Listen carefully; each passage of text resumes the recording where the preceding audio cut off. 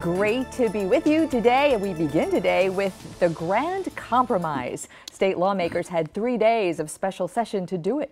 In fact, they made several compromises to finish their special session. They made deals on everything from money for the state's tourism agency, Visit Florida, and for a successor to Enterprise Florida. Lawmakers also agreed on a medical marijuana bill.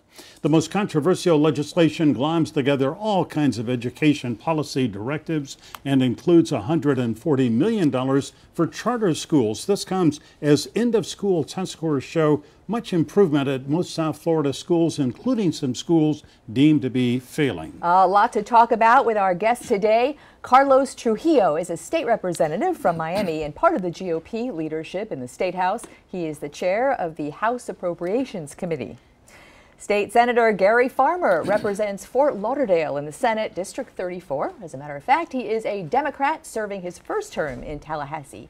Good morning and welcome. Thank you. Great to have you both come in. Nice to be here. Representative Trujillo, it looked to us, Glenn and me, and most of the media, most of the state, that you and Senator Farmer and other lawmakers went to Tallahassee on Wednesday in disarray, not agreeing on anything, and then voila, Friday afternoon, you, the governor, and House Speaker Richard Corcoran come out and say, hey, we've agreed on all these big issues. How did you do it?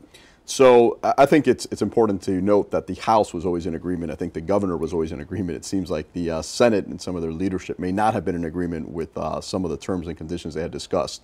So there was really 3 issues on the table, and one of them was whether we put an additional $200 million into K through 12, which is called the FEFP funding. Right, and you agreed to put $215 million into that funding. Into that funding. The second issue was putting an additional roughly $50 million into Visit Florida, along with some economic incentive programs. And the last was we actually put $50 million to shore up the dike around Lake Okeechobee. So if you look at those numbers, it comes out to $416 million, which is exactly the amount of money the governor vetoed. So we'd used no money from reserves, we just took money from vetoes in order to reallocate it to those priorities. Okay. You know, with all that went on in the 3 days, Senator Farmer, I think what got the biggest play in the news was what everyone is calling House Bill 7069. It's that mammoth education bill. And I think for weeks we've heard superintendents all around the state, public school advocates all around the state, lobbying for a veto instead of a passage, which it looks like this is what's done in special session. And they're framing it as taking money from public schools, giving to charter schools. The House and the Senate were not very simpatico on this bill. What happened in session to birth this, what has come out of this bill? Well, that's a great question, Glenn, and I don't know if we'll ever know the nature of the conception of that bill when you talk about its birth, but we do know that it is a terrible attack on the funding of public schools. And Carlos mentioned the 3 issues that were the compromise, the grand compromise, but looming over all of that was 7069. And, you know, what was so offensive to myself and others, and many Republicans in the Senate as well, that bill passed by 1 vote. On a heated vote on that extra day of session after it had only been released, you know, 8:30 at night on the Friday beforehand. So not a lot of time to review it. 55 different bills put into it, many of which had been defeated in committee, many of which couldn't get heard in committee because they didn't have the votes. But the frank matter is we are woefully inadequate in our funding for public schools before 7069. This $140 million for charter schools, why hasn't that been given to the traditional public schools first? If they then fail, after they have all these resources that are being given to these charters in 7069, then maybe we can look at a shift of how we're doing public education. Well, Representative, in fact, referring to what the senator just said, Richard Corcoran, the House Speaker, your colleague, you're part of the GOP leadership, was here a couple of weeks ago, and he says demonstrably, the public schools have, in some instances, failed these kids, and they go to failed schools, failing schools, and that's why he said he wanted $140 million for the charter schools. You support that? Absolutely, and I think they've failed not only the kids, I think they failed the entire communities. When you run to communities, it's not a coincidence that F schools are in communities that are economically depressed. Right. I think a lot of minority communities. There's a direct correlation, and I think when you start looking at it, the big fight here is not about the children. And I think that's what we have to refocus the debate on. The fight here is about money. The superintendents and the school boards and the unions want the money. If the children continue to fail, that's their problem. I think we really have to reanalyze our perspective. My child goes to a charter school, which is a public school. I think we keep saying these are non-public schools. They're public schools. I don't pay any tuition.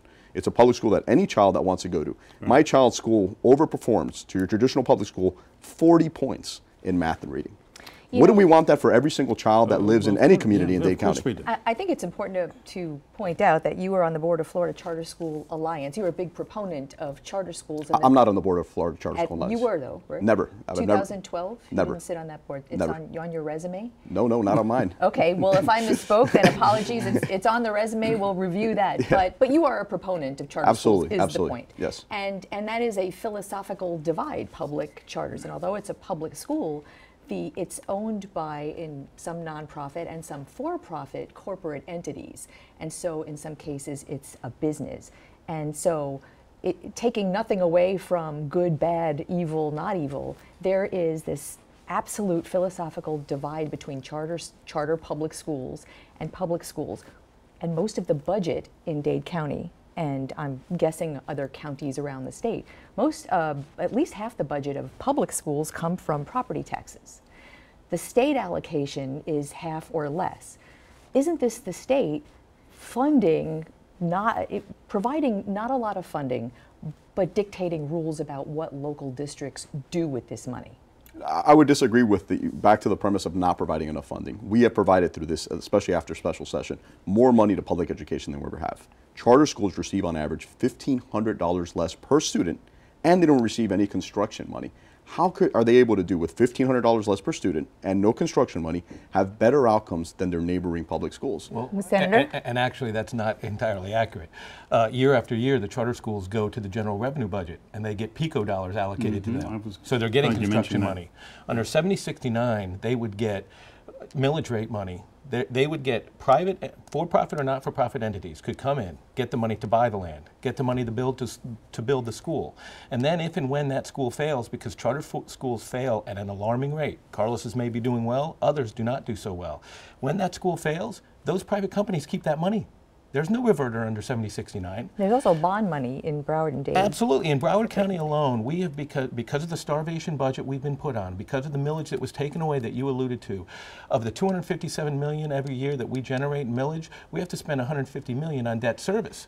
But I want to say, too, to Carlos's point, it's about the children. It really is about the children. And these failures, these failing schools that keep getting referred to, particularly by the Speaker in the House, we have created that self-fulfilling prophecy. We have put these public schools on a starvation budget. We are almost $4,000 below the national average on per student funding. That's the national average. We're the third largest gross domestic product in the country. We should be well above the national average in the funding of our children. At roughly $7,300 now per student, but as the Senator says, the national average is $10,000 or so per student. Can I ask a quick question before we change subjects? I want to ask a question I asked the House Speaker Richard Corcoran last week. Carlos Trujillo, might the public school system, the whole system that runs as a public school in this state, might that be an obsolete system? I think not the entire public school system might be obsolete. I think there's always, in any great society, there's obviously a need for public education. I think the bureaucracy, the true top-down system in which you said it gets $7,300 per student. So in kindergarten classrooms, they're generating $140,000 per classroom. They pay their teacher $50, maybe $55, maybe $60. What happens to the rest of the money? Are you looking to have just a systematic change eventually? I think the best system is a system that puts the children and the parents in control of their own education. And I believe the best system would be give the parents a voucher and let the free market decide. And the parents could say it's not public or private or anything else. The parents could run and say, you know what, I know what's in the best interest of my child. And I'm going to go to every single school that I believe it's best serving my child, and I have my voucher, and I'm in complete control of that education. Not some administrator, not some bureaucrat, not some politician. Well, and the downside of that is we do need administrators. We do need some bureaucracy to oversee a system like this. Listen, in a civilized society, we have fundamental obligations. Provide, police, fire, healthcare, education. We have to educate our children. We have that obligation. The voucher system, let's call it what it is. It's a desire to privatize public education. 7069 is designed to jumpstart the total privatization of public education. That's not a good idea. Look what's happened to our prison system since we privatized it. It's become a mess. When you put the profit motive into a social obligation that communities have, it turns things upside down. And that's the problem I have. 7069 is on Governor Scott's desk, and it appears, I think, he is going to sign it. And frankly, it appears the reason he's going to sign it is because House Speaker Richard Corcoran and the GOP leadership gave him what he wanted with both Visit Florida and Enterprise Florida, which was badly run. It was giving money. Richard Corcoran famously called it corporate welfare. And now you've given the governor $85 million for something called the Infrastructure and Workforce Development Grant Program, which basically gives him free rein to spend $85 million wherever he wants, including places where he would like some votes when he runs for the Senate. Well, I think there's a big difference between giving money to Coca-Cola or Walmart or Target to come in and build a center that was going to go there anyway. I think what we're doing now is saying we're spending money on training a workforce or on true infrastructure that benefits the entire community. So if there needs to be a water pump out station in order for them to add 1 million square feet of warehouse space, that's a government priority. If there needs to be an off-ramp on I-4 or on I-75 or on the turnpike in order for the facility. This is solely at the discretion of the governor. He can say, all right, they need that pump, they need that off-ramp, and let's build one there. He's got $85 million to do it. I believe some of the projects over a certain amount, and don't quote me on the amount, has to come back to what's called the legislative budgeting conference, and then it's appropriated by the Senator? Well, no, and you know, Michael, I want to focus more on the trade aspect that you just described. This okay, what am I getting mentality that we thought. That's the most disappointing thing to me of what just happened with this general Senator session. Farmer, hold that thought. We're going to take a brief break. We'll come back and you can continue it. Stay with us.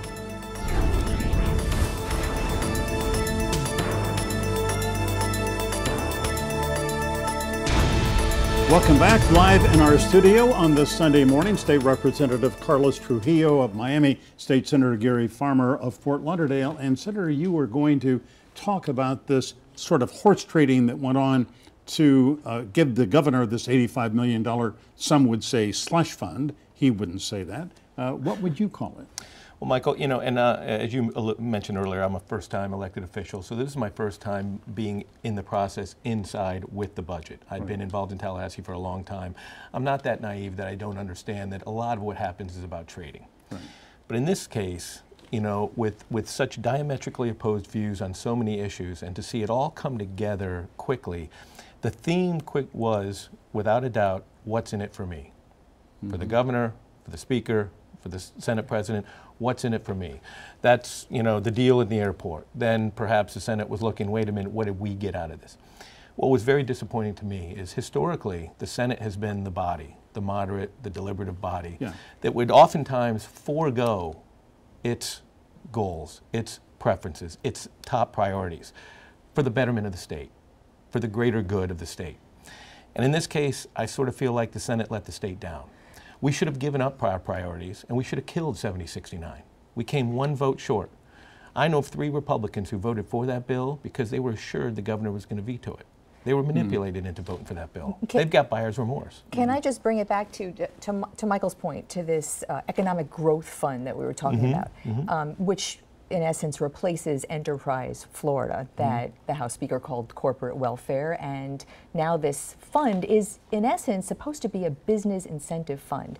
I can think of one industry, the film industry, that has been decimated because there is no incentive in the state to bring it here. Is that not an important component of a budget, is incentive money for leadership to go out and entice companies to move to the state? Listen, all states want vibrant economic growth. And yes, there need to be some tools available to entice businesses.